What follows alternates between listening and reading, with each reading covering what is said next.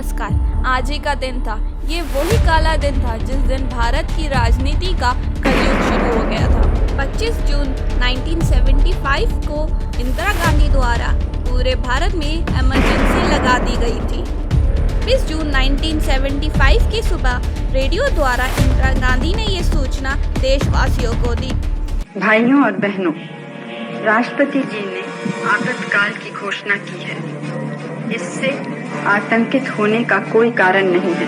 Emergency 25 जून 1975 से 21 मार्च 1977 तक चली। पूरे 21 महीने भारत अंधकार में रहा।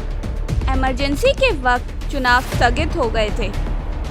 इस इमरजेंसी की बुनियाद तो 12 जून 1975 को ही पड़ गई थी। रायबरेली के रिजल्ट ने आपातकाल की स्क्रिप्ट लिखी थी। साल 1971 के लोकसभा चुनाव में इंदिरा गांधी रायबरेली से विजय हुई थी। उन्हें 1,83,000 वोट मिले थे, लेकिन इंदिरा गांधी के हाथों हारे संयुक्त सोशलिस्ट पार्टी के राजनारायण ने हार नहीं मानी थी। उन्हें लगभग 71,499 वोट मिले थे। राजनारायण ने रिजल्ट के खिलाफ हाई कोर्ट में अर्जी दी। उन्होंने आरोप लगाया कि इंदिरा गांधी ने सरकारी शक्तियों का दुरुपयोग किया और चुनाव जीता। जस्टिस जगमोहन लाल सिन्हा ने इसकी सुनवाई शुरू की। सुनवाई के दौरान 1975 को इंदिरा गांधी को पीएम पद पर रहते हुए कोर्ट आना पड़ा था। जस्टिस जगमोहन लाल का आदेश था, कोई भी इंदिरा गांधी से पीएम वाला बर्ताव नहीं करेगा। देखो, जिस वक्त प्रधानमंत्री इंदिरा गांधी अंदर आए, उस वक्त कोई भी सुरक्षाकर्मी, चाहे वो सुरक्षा के लिए तैनात हो, उपस्थित नहीं होना चाहिए। अदालत में जब प्रधानमंत्री प्रवेश करें तो कोई भी व्यक्ति खड़े होकर उनका स्वागत नहीं करेगा।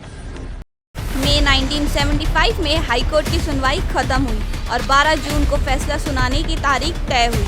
इस दिन जो फैसला आया उसने पूरे भारत को हिलाकर रख दिया।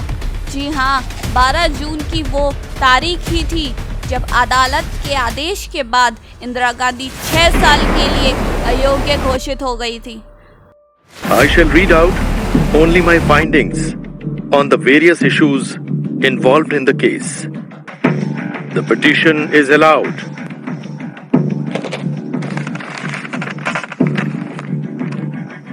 Oh no!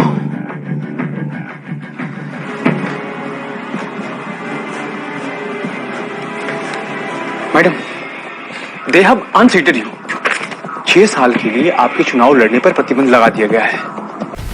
हाईकोर्ट ने इंदिरा गांधी को 2 बातों के लिए दोषी ठहराया। पहला, चुनाव के लिए सरकारी मशीनरी का दुरुपयोग करना। दूसरा, एक सरकारी अफसर की चुनाव में मदद लेना और उसे अपना इलेक्शन एजेंट बनाना। ये दोनों ही कारण बहुत थे उन्हें डिस्क्वालीफाई करने के लिए। कोर्ट के आदेश के बाद इंदिरा गांधी का पीएम पद पर रहना असंभव सा हो गया था, पर इसके बाद भी वो अपने पद पर बनी रही। दरअसल हाईकोर्ट ने 12 जून को अपना फैसला सुनाते हुए साथ साथ उस पर 20 दिन का स्टे भी लगा दिया था और कहा था कि कांग्रेस पार्टी इन 20 दिनों में अपने पीएम पद के लिए उम्मीदवार का चुनाव कर ले।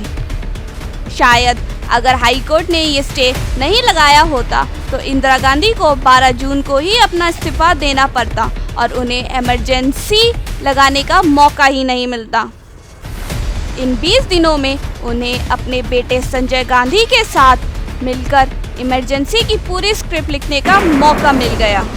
वैसे प्रशांत भूषण की book the case that shook India के अनुसार इंदिरा गांधी ने इलाहाबाद हाईकोर्ट के फैसले को रोकने की बहुत कोशिश की थी। इंदिरा गांधी ने हाईकोर्ट के फैसले के बाद भी इस्तीफा नहीं दिया और सुप्रीम कोर्ट पहुंच गई। सुप्रीम कोर्ट के जज ने 24 जून को इंदिरा गांधी को पीएम पद पर रहने का फैसला तो सुनाया, पर उन्हें कई अधिकारों से वंचित कर दिया। अब इसके बाद लिखी गई इमरजेंसी की स्क्रिप्ट।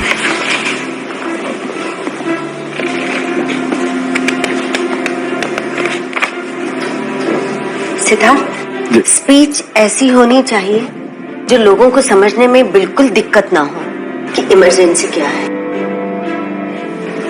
ये सुनो जरा। भाइयों और बहनों, राष्ट्रपति ने आपातकाल की घोषणा की है। इससे आतंकित होने का कोई कारण नहीं है।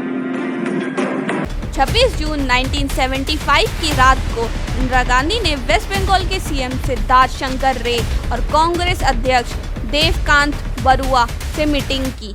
मीटिंग में मौजूद लगभग 15 मंत्रियों को कोई भी अंदेशा नहीं था कि 6 घंटे में देश कितना बदल गया है और इमरजेंसी लगने वाली है।